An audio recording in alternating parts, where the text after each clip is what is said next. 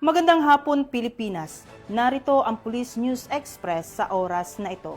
Nagpasalamat si Police Major General Anthony Abirin, Regional Director ng National Capital Region Police Office, sa mga pulis na nakadeploy sa labas ng Senado sa pagpapanatili ng peace and order at sakripisyong binibigay ng kapulisan at patuloy na pinapairal ang maximum tolerance. Sa kasalukuyan, walang naitalang anumang insidente sa lugar. Pakinggan natin ang naging panayam ni Police Chief Master Sergeant Mauricio Ruiz kay Police Major General Anthony Abirin.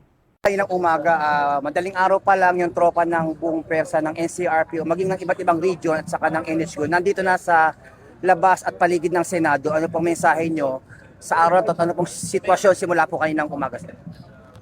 Unang-una ay of course gusto kong i-congratulate at saka magpasalamat sa lahat ng ating mga kapulisan, lalong-lalo na dito sa mga nakadeploy dito na to maintain the peace sa sakripisyong ibinibigay nila. And naging successful yung security operations natin dahil sa sakripisyo na ibinigay nyo ngayong maghapon na to.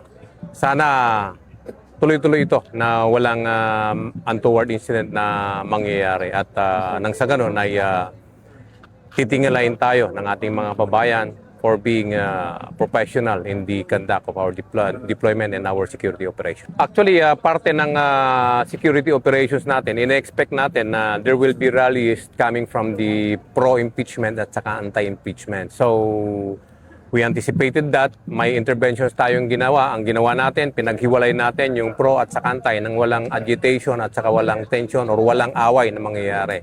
Walang bangayan. At yun nga po, nakita natin na sa buong maghapon wala pong nangyaring ganon.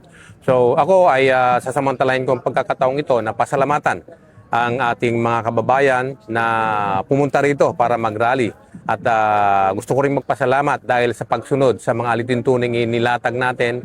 And sana ganon araw-araw nang sa ganon makaiwas tayo sa mga problema na potential na pwedeng mangyari. Ang hearing naman natin ay Mondays to Wednesdays only.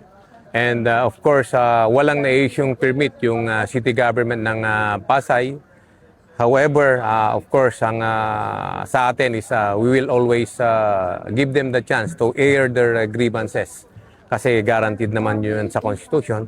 But of course, ang pakiusap lang natin ay sumunod sila sa mga alituntuning nilatag natin. At of course, kailangang disiplinado ang kanilang hanay. Nang sa ganon, hindi tayo nagkakaroon ng problema. Yung deployment natin dito, tomorrow, magre-reduce na tayo kasi na-observe natin na wala naman masyadong nag-rally. So we have to reduce the deployment and at the same time, magkakaroon ng rotation. Kung sino yung hindi na-deploy ngayon, yung i-deploy natin bukas. Nang sa ganon, yung mga naka-deploy ngayon ay makapagpahinga naman.